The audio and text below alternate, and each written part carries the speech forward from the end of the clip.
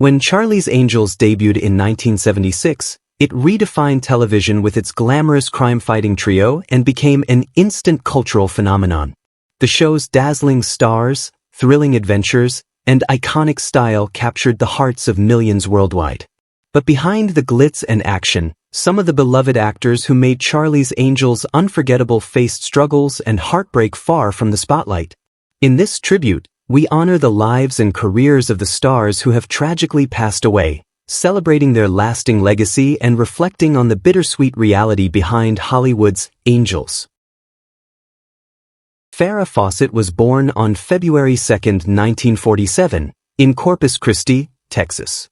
Her golden beauty was so striking that she was voted most beautiful in her high school, yet behind the perfect smile was a young girl growing up in a modest, working-class Catholic family, struggling to find her place in a world that often valued appearance more than substance.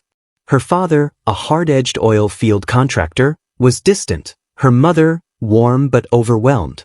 Farrah's childhood was filled with quiet longing, for attention, for connection, for something deeper than the sun-drenched surface of her surroundings. She became a household name almost overnight as Jill Monroe on Charlie's Angels in 1976. For just a single season, she burned bright, so bright that her face was plastered on millions of posters, her feathered hair imitated around the world.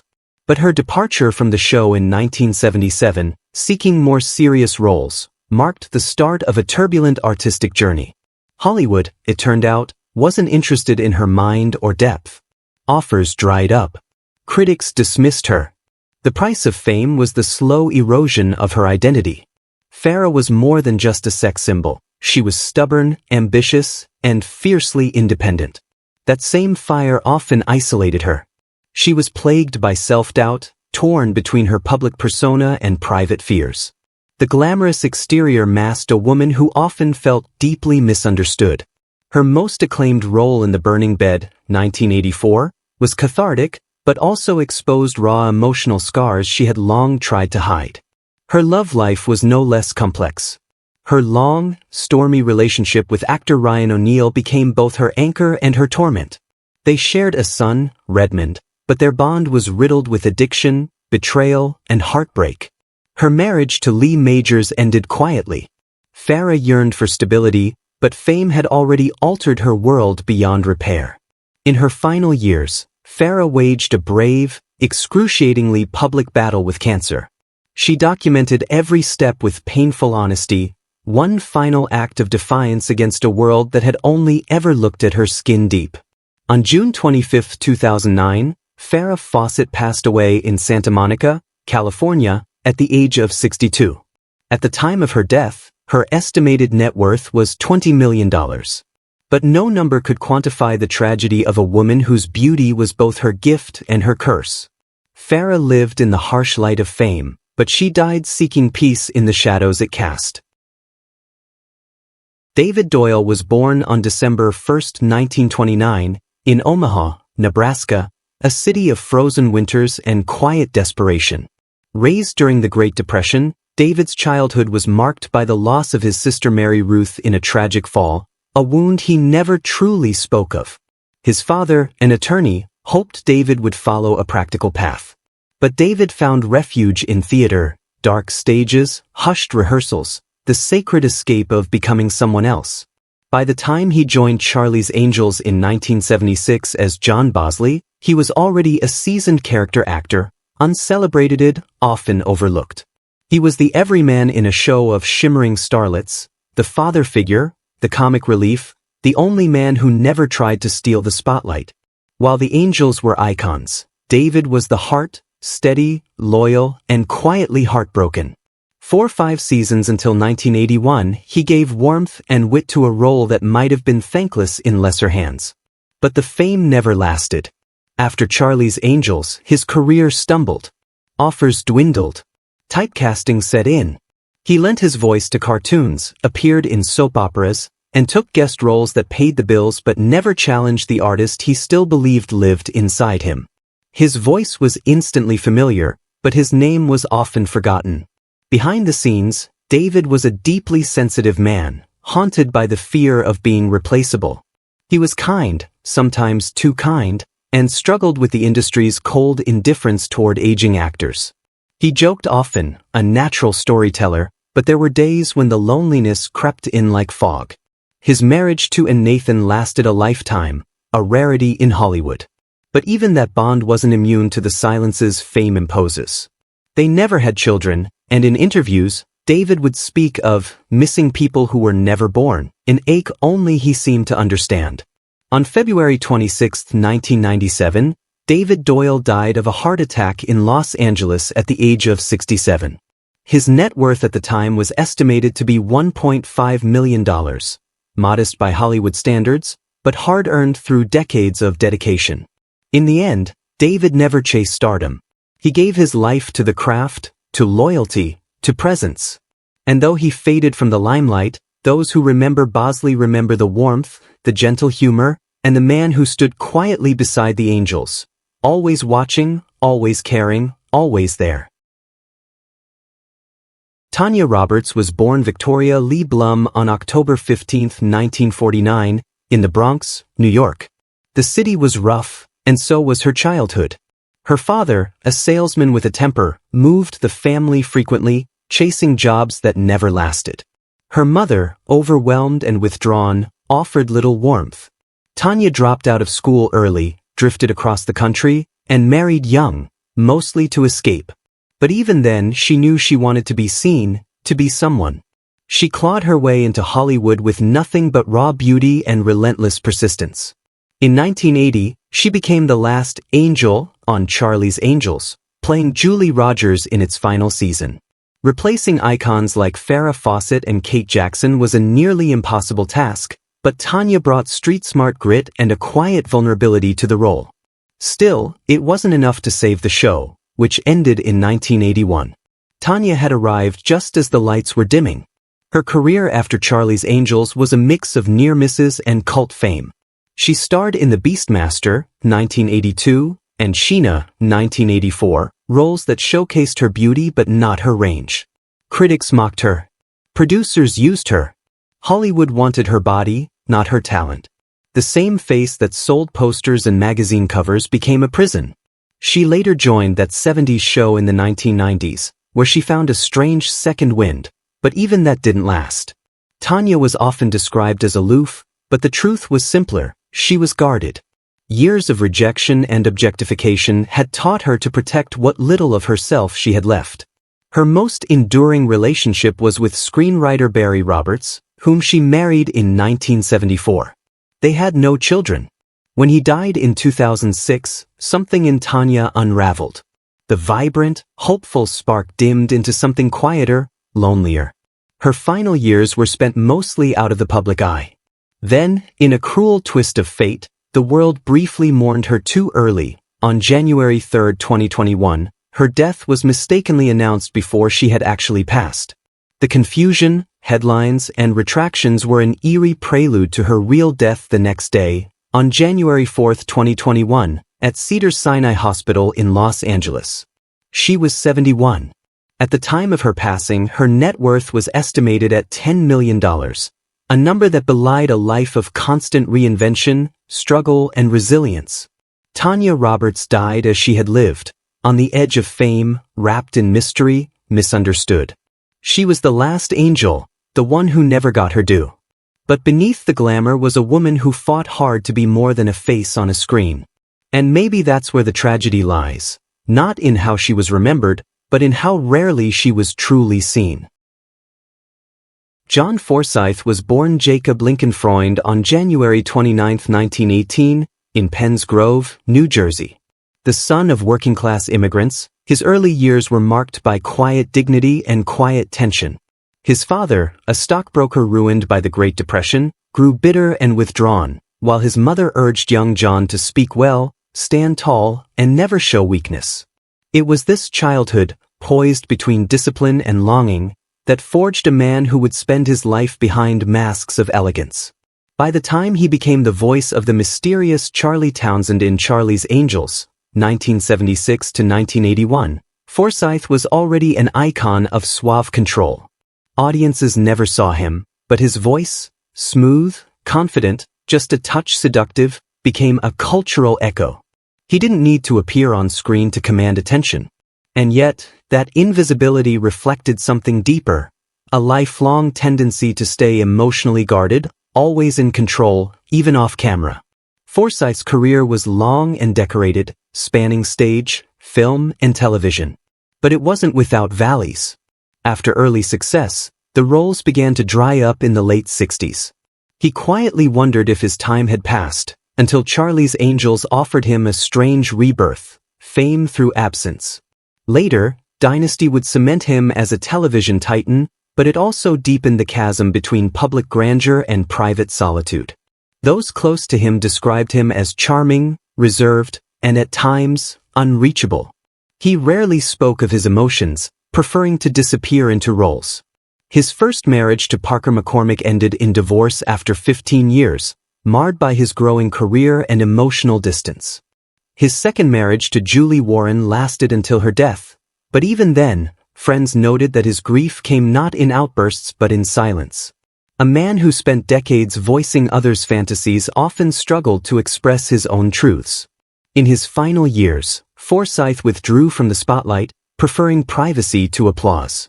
Time, once his ally, became his quiet enemy. Illness crept in, slowly erasing the sharp elegance that had defined him. On April 1, 2010, John Forsyth died from pneumonia in Santa Ynez, California, at the age of 92. His net worth at the time of his passing was estimated at $5 million, a figure built over decades of polished performances, whispered power, and effortless charm. Forsyth was the man behind the curtain, the voice everyone knew but few truly understood. His tragedy wasn't scandal or collapse. It was the quiet ache of a man whose life was lived in soft tones, always composed, always performing. In a world that saw him as flawless, John Forsyth died as he lived, just out of reach. Born Richard Stanford Cox on April 19, 1930, in Carmel by the Sea, California, Dick Sargent seemed destined for a life in the sun. His parents, both modestly connected in the arts, raised him in a home of culture but little affection. There were no dramatic fights, only long silences and unspoken rules. Dick learned early how to perform, first to fit in, then to survive. He changed his name to Sargent not for fame, but to feel in control of who he was becoming. By the time he made his guest appearances on Charlie's Angels, 1976 to 1981, Dick was already a familiar face on American television, best known as the second Darren on Bewitched. That role, inherited after the death of Dick York, cast a long shadow. He stepped into someone else's shoes, and for years, audiences refused to let him forget it. That quiet rejection haunted him more than he let on. Though he smiled, joked, and played the affable straight man with ease, inside he wrestled with an identity split by expectation and silence. The 1970s and early 80s were hard years. He took whatever roles came his way, guest parts, sitcom dads, voice work, anything to keep working. But Hollywood was unkind to aging men who didn't quite fit the mold. What no one saw was the deeper battle. Dick was a closeted gay man in an industry that demanded masks. The pressure to live a double life chipped away at his spirit, day by quiet day. He never married, never had children. For years, he called his longtime companion a roommate to deflect suspicion. That denial wore on him. When he finally came out publicly in 1991, on National Coming Out Day, it wasn't for applause. It was relief. He called himself a retroactive role model, a quiet act of courage after decades of fear. But the years of hiding had taken their toll. Depression, isolation, and a sense of emotional exile became constant companions. On July 8, 1994, Dick Sargent died of prostate cancer in Los Angeles. He was 64. At the time of his death, his net worth was estimated at just under $1 million, a modest figure for a man who spent 4 decades working in Hollywood. Dick Sargent's life was not a tale of scandal or stardom. It was a quiet tragedy of a man who made others laugh while quietly hurting, who played the perfect neighbor, the smiling guest, the sitcom husband, while rarely being allowed to be himself. His true performance wasn't on screen, but off it, surviving a world that didn't see the real man behind the roles. Dennis Cole was born on July 19, 1940, in Detroit, Michigan, a city defined by grit, steel, and struggle. His father was a professional boxer, and Dennis inherited both his striking looks and a deep, simmering toughness. Growing up in a working-class neighborhood, surrounded by the clamor of industry and tension at home, Dennis learned to rely on his charm as a shield. He was quiet, intense, and carried the kind of beauty that made people look twice, but also made it harder for them to see what lay beneath. He entered show business as a stuntman, crashing through glass and fire before ever being handed lines. When he finally landed roles in the 1960s, his looks often got him in the door, but kept him in a box. Guest spots on Charlie's Angels between 1976 and 1981 gave him screen time, but not depth. He was often the handsome suspect, the misunderstood stranger, the man women fell for in a single episode. Off-screen, that became a metaphor for his life. Fleeting connections, never quite seen, never quite staying. His marriage to Farrah Fawcett, America's sweetheart, seemed perfect on paper. But beneath the flashbulbs and photo shoots was a deeply troubled union. Dennis struggled with jealousy, and fame magnified their emotional distance. They divorced after just 3 years. He rarely spoke publicly about their relationship, but those close to him said it left a scar, one of failure, and a feeling like he'd lost the one person who might have really understood him. Dennis kept working. Cop shows, B-movies, soap operas, but the spotlight faded fast. In the 1990s, he shifted into real estate, guiding wealthy clients through luxury properties. It was work that required a smile, confidence, and presence, but not depth. He battled depression privately, and by the 2000s, his once flashing charm had dimmed into something quieter, almost resigned. On November 15, 2009, Dennis Cole died in Fort Lauderdale, Florida, at the age of 69 from kidney failure. At the time of his death, his net worth was estimated at $500,000, a reflection not of failure, but of a life that had never quite found a place to land. Dennis Cole was the man everyone looked at but few ever listened to. His tragedy wasn't a single downfall, but a slow, lifelong erosion of identity beneath the weight of his own image. In the end, he left behind a trail of brief appearances, beautiful silences, and the haunting feeling that even at his most visible, he remained a mystery. Jacqueline Smith was born on October 26, 1945, in Houston, Texas. The daughter of a gentle dentist and a soft-spoken homemaker, her early life was defined by Southern politeness and quiet expectations. She was graceful, well-behaved, and beautiful, but even as a child, Jacqueline felt the weight of being seen before being heard. In a home where emotion was kept behind closed doors, she learned to smile through discomfort and carry herself with flawless composure. She rose to fame in 1976 as Kelly Garrett in Charlie's Angels, the only actress to remain for the show's entire 5-season run. Unlike her co-stars, she never stormed off the set, never made headlines with demands or scandal. She was the professional, the elegant one, the constant. But constancy came at a price. Over 109 episodes, the role that made her famous also froze her in time. Kelly Garrett was poised, calm, in control, and Jacqueline had to become her just to survive the industry. Behind the scenes, Jacqueline wrestled with self-doubt. She was never trained as an actress and feared being exposed. Hollywood loved her for her face, her softness, her decorum, but rarely for her talent. She wanted to do more, to be taken seriously, but producers kept handing her the same polished, delicate roles. She built a wall of graciousness around herself, one that even she had trouble stepping beyond. Her personal life mirrored her screen persona, romantic, loyal, and often quietly painful.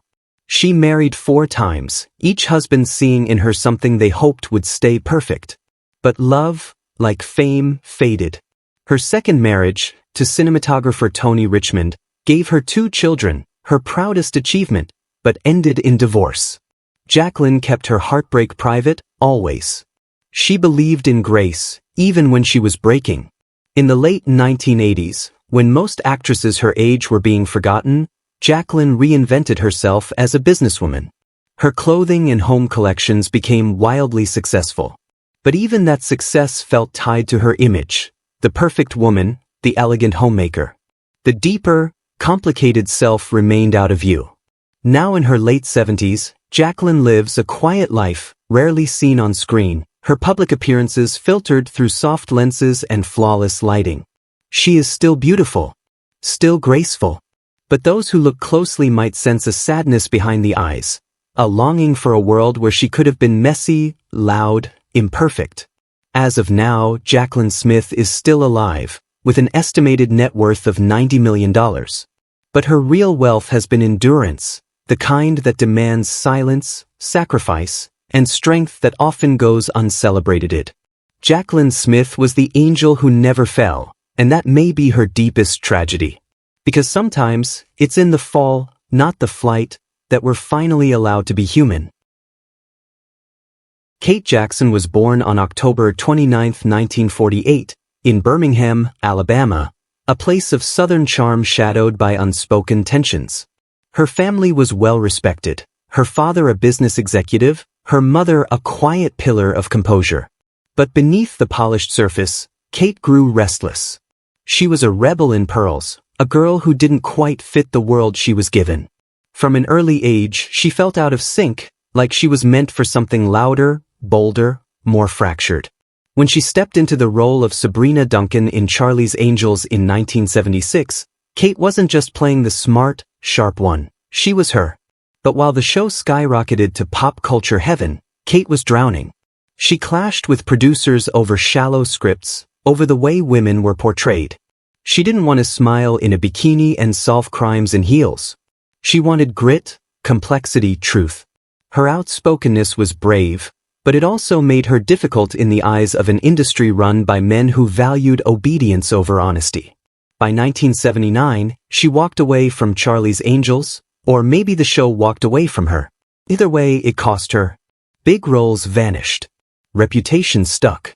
Her career limped forward with a few strong performances, Scarecrow and Mrs. King, and many forgettable ones.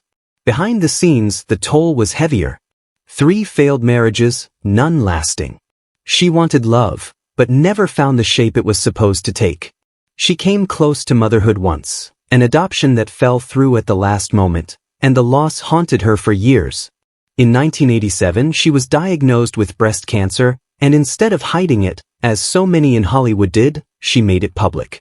She underwent a mastectomy and chemotherapy while still filming, refusing to let the disease define her, yet it undeniably changed her. She began speaking less in interviews, retreating from the spotlight. Not out of fear, but fatigue. She was tired of being strong all the time. Kate's later years have been spent in near silence, far from the cameras, choosing a life of privacy over performance. As of today, she remains alive, her estimated net worth standing around $10 million. But her true legacy isn't in wealth, it's in the rawness she brought to an era that demanded perfection. Kate Jackson wasn't the angel with the brightest smile or the flashiest style. She was the one who carried storms beneath her skin. And maybe that's why she left. Because angels weren't supposed to break. But Kate did. And she survived.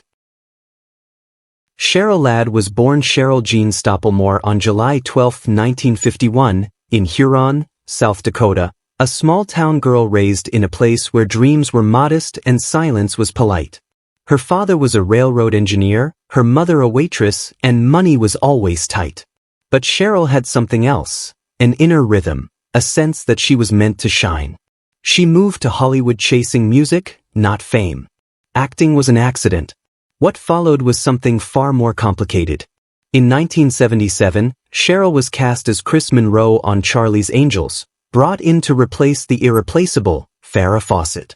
From the first moment, the comparison was cruel. The media dubbed her the new angel, but never the real one. Yet Cheryl smiled, worked hard, never made waves. That was her way, sweetness masking steel. Underneath the golden hair and soft voice was a woman pushing back against an image she never asked for. For 4 seasons and 87 episodes, Cheryl played Chris with warmth and charm. But the set wasn't always kind.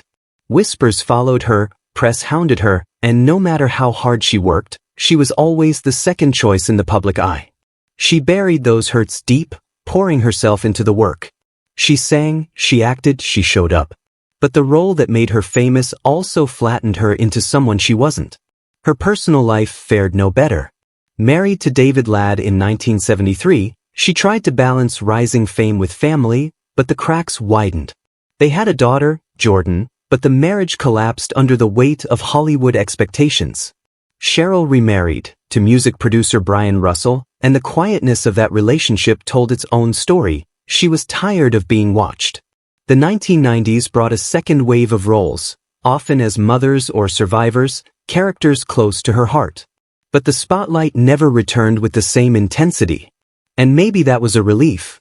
Fame, after all, had never truly belonged to her. It had been borrowed, wrapped in someone else's shadow.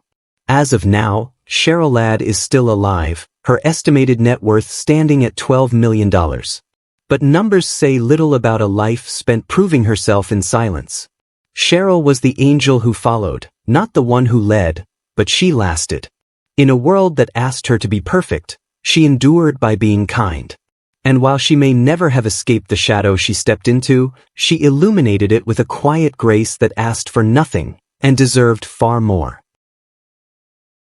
Which character from Charlie's Angels, TV series 1976 to 1981, holds a special place in your heart? How does it make you feel knowing that some of the beloved cast members are no longer with us? We'd love to hear your thoughts. Feel free to share them in the comments below. If you've been enjoying this content, please like the video, subscribe to the channel, and hit the notification bell so you never miss an update. Thank you for watching.